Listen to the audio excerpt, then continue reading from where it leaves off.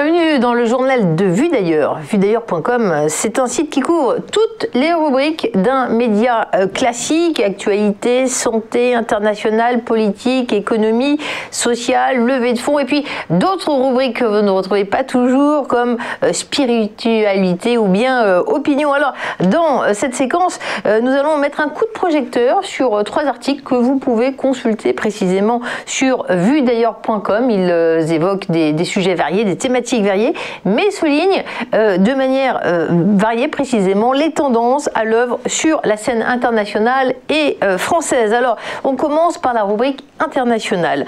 Une femme a été accusée à tort d'avoir bloqué le canal de Suez. Vous avez certainement suivi comme nous cet épisode incroyable où l'un des principaux points d'étranglement des flux maritimes mondiaux a été bloqué par un navire qui s'est coincé en plein milieu du canal de Suez. Et bien, lorsque cette nouvelle est tombée, que le porte-container Ever Given était coincé, figurez-vous qu'il y a une femme, Marwa El-Zeledar, qui s'est retrouvée avec des centaines de messages haineux, d'insultes, et elle-même, elle est première officier à bord d'un navire égyptien, l'Aïda 4, qui était localisé à ce moment-là pas du tout dans le canal de Suez, mais à des centaines de kilomètres de là, à Alexandrie, et elle a reçu donc une avalanche d'insultes. Ce phénomène est interprété comme le fait qu'elle est l'une des premières femmes capitaines dans cette région du monde,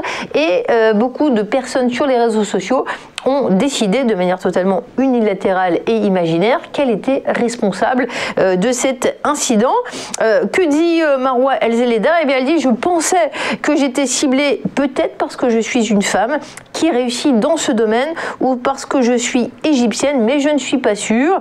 Elle a été contactée après qu'elle a posté une vidéo sur Instagram pour dire qu'elle n'avait rien à voir avec l'affaire Ever Given. Voilà tout ce qu'elle a dû faire, et on se rend compte que le sexisme domine encore dans ce secteur maritime qui est certes opéré par une majorité d'hommes. Autre actualité dont on parle ce matin, on va revenir sur l'actualité économique et financière d'un groupe. C'est juste après la petite pause.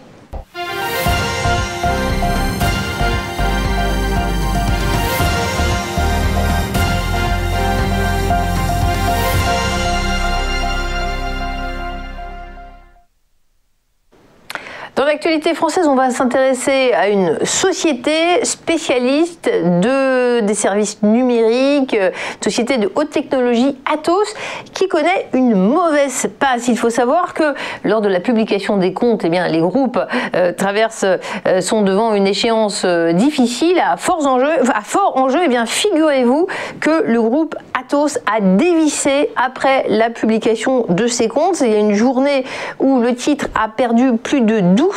Pourquoi? Précisément parce que la direction financière a informé les investisseurs que les comptes de l'entreprise n'ont pas pu être certifiés. C'est assez rare puisque les auditeurs, les commissaires aux comptes font leur travail dans la plupart des sociétés françaises, surtout les groupes cotés en bourse, et en général les comptes sont certifiés. Bien, cette fois, les 2 commissaires aux comptes, les 2 sociétés Deloitte et Grant Thornton, ont rendu un avis avec des réserves sur la sincérité et l'exactitude des comptes.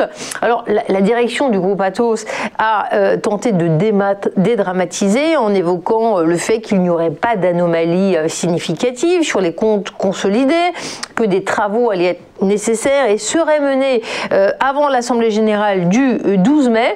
En tout cas, ces réserves émises à la suite de l'audit des procédures obligatoires sont assez inhabituelles, surtout pour une entreprise qui a maintenant une taille multinationale, et cela a échaudé les investisseurs. Donc Atos était fragilisé, une action qui a perdu beaucoup de terrain.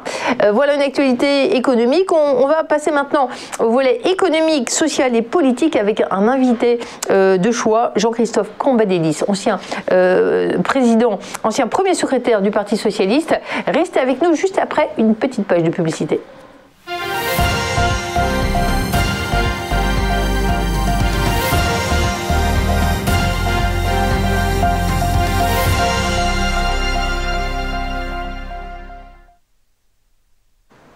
Retour sur le journal de Vue d'ailleurs, et nous sommes maintenant à la rubrique Actualité économique et sociale avec un invité de choix, Jean-Christophe Cambadélis. Bonjour. Bonjour. Merci d'être avec nous. On le rappelle, tout le monde le sait, vous êtes ancien premier secrétaire du Parti Socialiste et président du réseau Nouvelle Société. Alors tout le monde ne sait pas nécessairement ce que recouvre ce réseau. Est-ce que vous voulez bien nous en dire quelques mots avant qu'on rentre dans le commentaire de l'actualité ?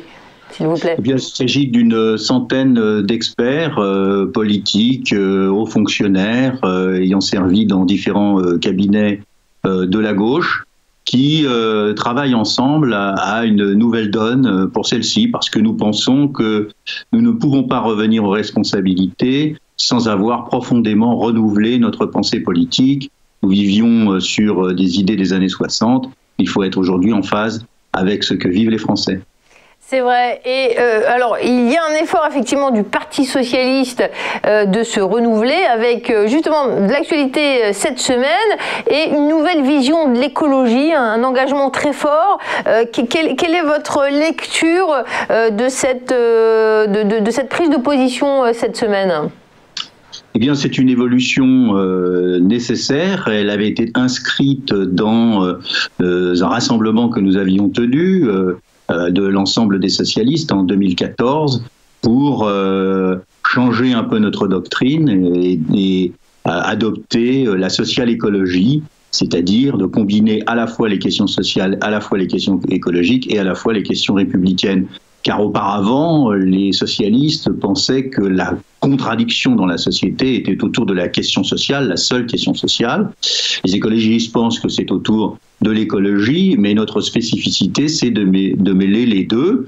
Et je suis très content que le Parti socialiste ait fait des propositions dans ce sens. Moi, j'avais fait des propositions pour un nouveau contrat social écologique, pour une république impartiale. Ils avancent dans ce sens, c'est très bien. J'ai entendu parler de l'idée de requalifier la notion de croissance.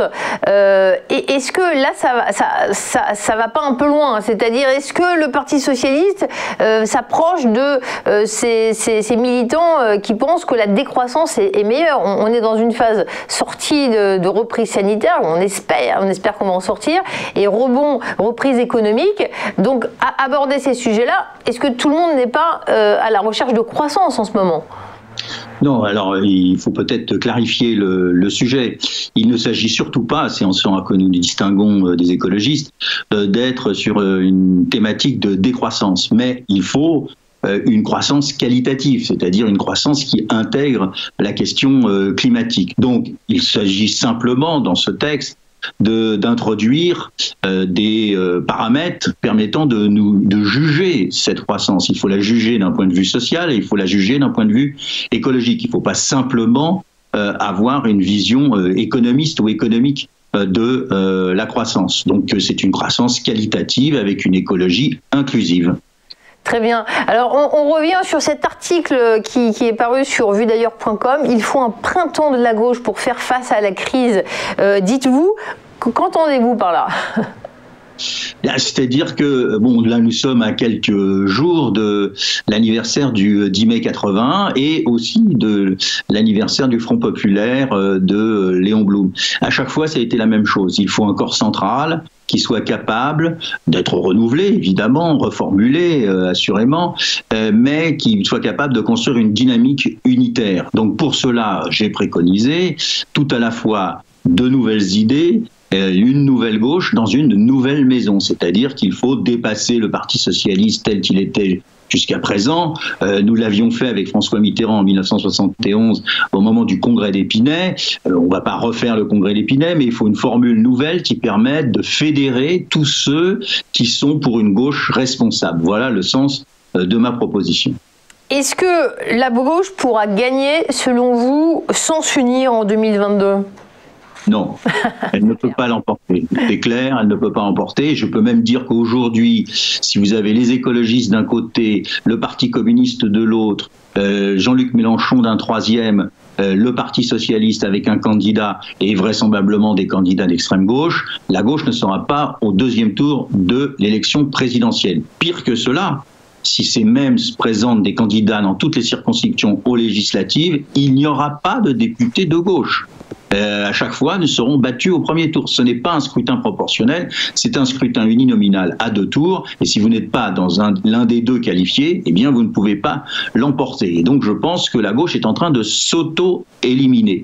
Mais il ne faut pas être sur la thématique de l'unité pour l'unité. Il faut avoir un contenu à cette unité. C'est pour cela que je préconise le renouvellement des idées, de nouvelles propositions. Beaucoup de groupes en font, que ce soit les engagés avec Laurent Geoffrin, que ce soit d'autres formations, ou le Parti socialiste, ou nous-mêmes, ou le Club des 21. Bon, bref, il y a beaucoup d'initiatives qui sont prises dans ce sens, ou même les nouveaux démocrates qui sont sortis de la République en marche. Donc là, il faut créer un nouveau socle de propositions pour pouvoir, encore une fois, créer une dynamique. Est-ce que sur ce que Emmanuel Macron appelle le séparatisme islamique, c'est des sujets qui reviennent en ce moment, vous avez une lecture personnelle sur ce sujet-là ? Oui, depuis très longtemps, puisque j'ai déployé ce concept du séparatisme bien avant que le président de la République le reprenne à son compte. Mais moi, ma vision, c'est un double séparatisme, c'est-à-dire que il y a dans l'islam, pas dans la majorité, mais il y a des cristallisations qui veulent placer la foi au-dessus de la République et il faut les combattre. Mais il y a aussi dans la société, vous le voyez tous, des situations ou des groupes ou des courants qui veulent accompagner nos compatriotes musulmans à la frontière. Donc d'un côté, on veut les faire rompre avec la République et de l'autre, on veut faire en sorte qu'ils sortent de la République. Eh bien, c'est ce double séparatisme qu'il faut combattre pour pouvoir imposer la seule chose qui compte, une République impartiale. Merci infiniment Jean-Christophe Cambadélis d'avoir bien voulu commenter l'actualité. Elle est riche en ce moment. Nous étions avec l'ancien premier secrétaire du Parti socialiste, président du réseau Nouvelle Société dans ce journal de Vue d'ailleurs.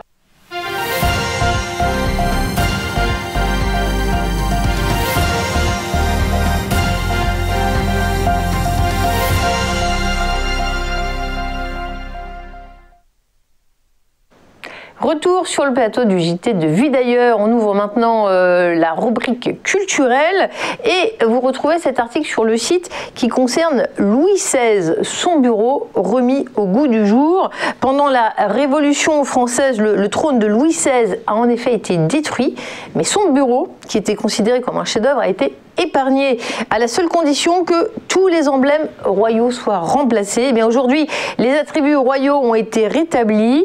Louis XV avait ordonné la fabrication de ce bureau, mais c'est son fils qui l'a utilisé.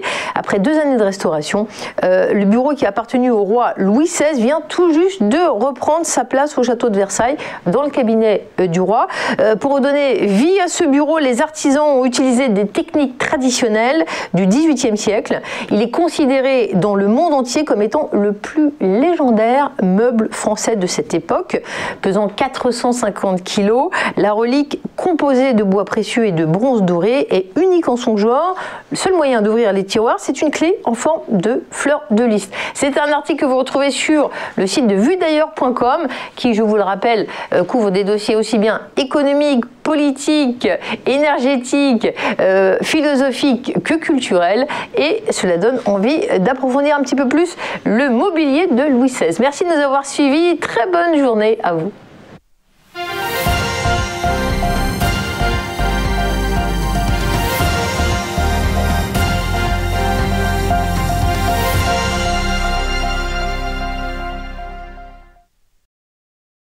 Bonjour à tous et bienvenue dans notre émission Entreprise et Innovation, votre rendez-vous innovation, développement économique et enjeux du digital sur TV Finance. Tous les jours, TV Finance met en lumière une société, un projet, des hommes et des femmes qui font l'entreprise d'aujourd'hui et de demain dans un monde en perpétuelle évolution. Pour y participer, contactez-nous sur tvfinance.fr.